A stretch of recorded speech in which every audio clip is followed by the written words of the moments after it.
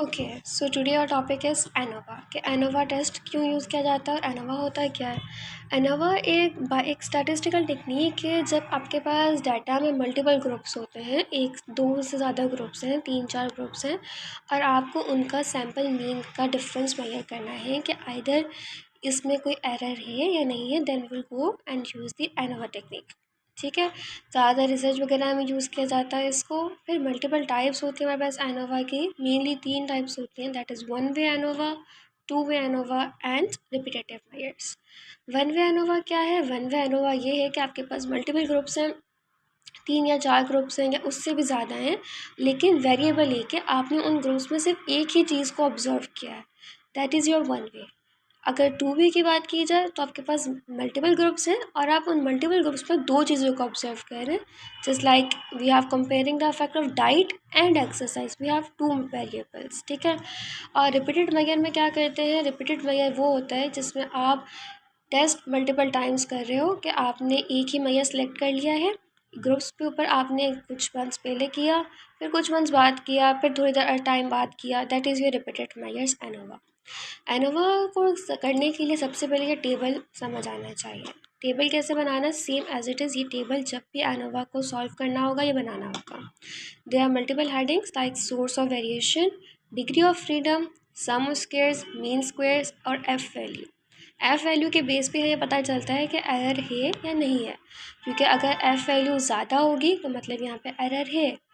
ठीक है, okay, here we go for example number 1। Example number 1 में उसने हमें 5 ग्रुप्स दिए हुए हैं और उनका डाटा दिया हुआ है, और क्वेश्चन में उसने मेंशन किया है कि इनका जो आप मीन है वो इक्वल है, मतलब that is your null hypothesis, और लेवल ऑफ सिग्निफिकेंस जो क्वेश्चन में मिला हुआ दैट इज़ योर 0.05। अब सबसे पहले इसको एक रफ पेज पर उतारेंगे और फिर डाटा हमारे पास था, हमने यहाँ लिख लिया। कोई भी जब हम टेस्ट सॉल्व करते हैं तो हम सबसे पहले लिखते हैं नल हाइपोथेसिस। नल हाइपोथेसिस ये थी कि हमारे पास जितने मीन्स हैं वो सब इक्वल हैं। Then we have alternative hypothesis कि वो सारे मीन्स मोस्ट प्रोबेबली इक्वल नहीं हो। Then third step is your level of significance, that is alpha. उसके बाद जब भी एनोवा सॉल्व करना होता है हम ये दो फार्मूलाज यूज़ करते हैं। SST is your sum of square of table and SSS is your sum of sample. SST का फॉर्मूला यहाँ लिखा हुआ है, summation IJ means number of rows, number of columns, IIJ square minus CF। ठीक है, जहाँ पे K और N जो इसके ऊपर लिखा हुआ that is your number of रोज और नंबर ऑफ कॉलम्स। अब बस रोज और कॉलम्स दोनों 5 है तो K is equal to 5 and N is equal to 5।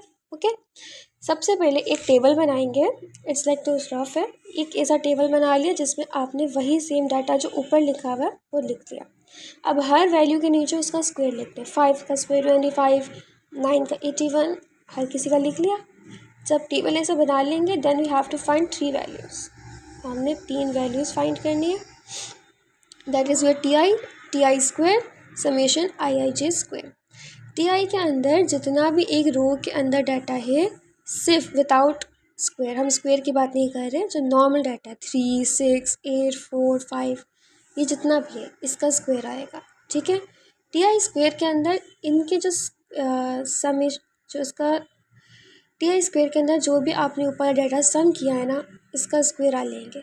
For example सम करके 26 आया था, 26 का स्क्वायर लिया, वी गॉट द 676। ओके, अब जो समेशन YIG स्क्वायर है मतलब आपने जितने भी नंबर ऑफ रोज़ है इस नंबर ऑफ नंबर्स हैं आपके पास, ये डाटा जितना भी एक रो के अंदर उसके स्क्वायर का सम लिखना है।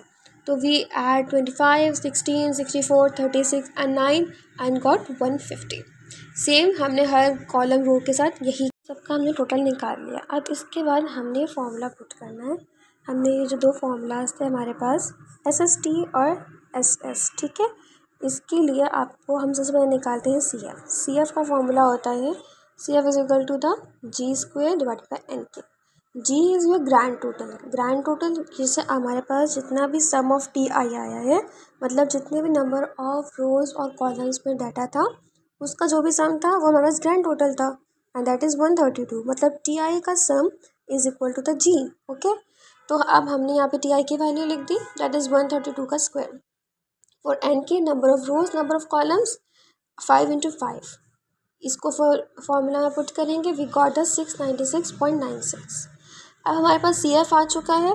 Then we go for the between the samples. Between the samples के लिए हमारे पास फॉर्मूला क्या था, समेशन TI² divided by n minus CF। ये फॉर्मूला था। हमारे पास सारी वैल्यूज़ निकल गई हैं। TI² के हमारे पास आंसर था 382। तो 382 माइनस 696.96 और नंबर ऑफ हमारे पास डेट ग्रुप्स कितने हैं 5, तो हमने 5 से डिवाइड कर दिया। आंसर हमारे पास आया 79.44। SS आ गया। SST की सेम वैल्यू YIJ² की वैल्यू हमारे पास थी 834। तो 834 माइनस 696.96 एंड वी गॉट 137.04। उसके बाद सेम वही जो एनोवा टेबल जो शुरू में पढ़ा था, अब हमने ड्रॉ करना है। अब हमने पढ़ा था कि जितने भी ग्रुप्स होंगे, कैटेगरीज होंगी, उसमें से 1 माइनस करना है। तो 5 थे हमारे पास, 5 माइनस 1 वी गॉट 4 और टोटल नंबर ऑफ रोज और कॉलम्स 25 बनते हैं टोटल। 5 into 5 is 25। तो हमने 25 में से 1 माइनस किया, वी गॉट 24। अब विद इन द सैम्पल के लिए आप इन दोनों को माइनस करते हो। जो टोटल होता है उसको बिटवीन द सैम्पल से माइनस किया जाता है। तो 24 minus 4 we got 20। Okay, then हमारे पास आता है sum of square. Between samples हमारे पास आया था 79.44। तो 79.44 और टोटल टेबल का कितना आया था 137। हमने 137 लिख लिया। अब 137 में से इसको माइनस करना है। जब इसको इसमें से माइनस करेंगे वी गॉट 57.6। अब ये सारी वैल्यूज़ आ गई। मीन स्क्वायर निकालने के लिए सिंपल है, आपने इस वैल्यू को इससे डिवाइड करना है। 79.44 को जब 4 से डिवाइड करेंगे, हमने इसको इससे डिवाइड करना है। जब हम डिवाइड करेंगे वी गॉट 19.86 एंड जब 57.6 को 20 से डिवाइड करोगे वी गॉट 2.8। अब आपने इन दोनों का रेशो लेना है। F is equal to the 19.86 divided by 2.88 और वी गॉट 6.90। ये है हमारे पास F कैलकुलेटेड, जो हमने खुद कैलकुलेट करी है। अब F टेबल से क्या निकलता है वो हम टेबल पे देखते हैं, ठीक है। अब हमारे पास 0.05 है, तो 0.05 का टेबल खोलेंगे। 0.05 है और हमारे पास दो वैल्यूज़ हैं। एक है हमारे पास बिटवीन द सैम्पल्स और एक है टोटल, ठीक है। बिटवीन द सैम्पल्स हमारे पास था 4 और टोटल था 24। तो हमने 4 की वैल्यू पे देखना है 24 को, सही है। सॉरी 20 को, नॉट 24 को। हम 20 को देखेंगे, 4 की टेबल पे 20 को देखेंगे। सो ये हमने ऊपर से नंबर ऑफ यहाँ से 4 सेलेक्ट किया। अब 4 में 20 किधर है, this is your 20 and we got 2.87 right here, सही है। तो F टेबल से आपके पास आया 2.87 और कैलकुलेटेड कितना आया था 6.90 which is way greater than the table. तो इसका मतलब ये हुआ कि जो F कैलकुलेटेड है वो F टेबल से बड़ी है, इसीलिए वो क्रिटिकल रीजन पर लाई करेगी और हम अपनी H0 को रिजेक्ट कर देंगे।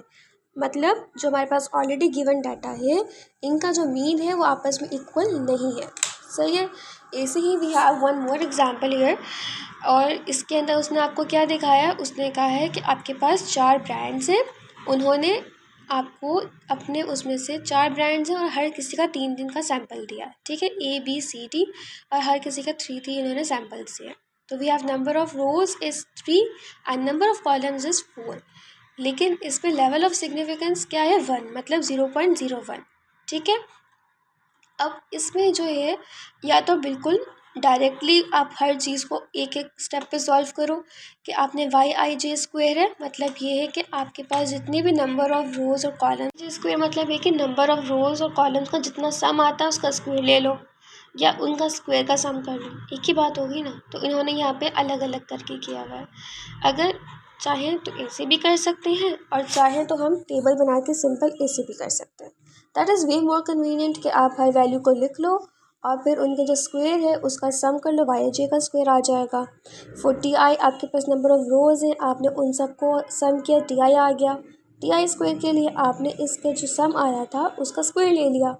इसमें अलग अलग लिया हुआ है, हर स्टेप के लिए अलग। फॉर TI² है तो उसने हर डाटा का अलग अलग से स्क्वायर लिया है।